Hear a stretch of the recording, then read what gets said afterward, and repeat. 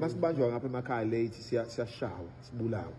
Ukushawa vele uwumsebenzi wabantu abangagcwali ngoba abakufundela abakudalayo yabo sibani. Ungumshawa umuntu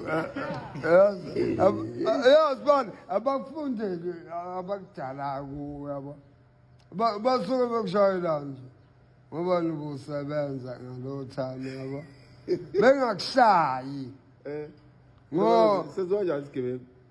isigebengu siyahlasela. Ngembazo. Kuyahlehlelwa. Behlehla isigebengu. Hayi, Asicala isigebengu. Hayi ashawa yisele. Manje sibani ngizokubopha. Alivele wazisa ukubopha. Ngubopha uyiphoyisa nje noma ungihlahla ngembazo umakhelwane ngokuhlukanisa nomfazi wakhe mbophe indaba futhi ungishayele. Ukuthi ngitshontshile sekukhona ukuthi nginengozi. Usigebengu sibare. Sibani. Hayi sibare.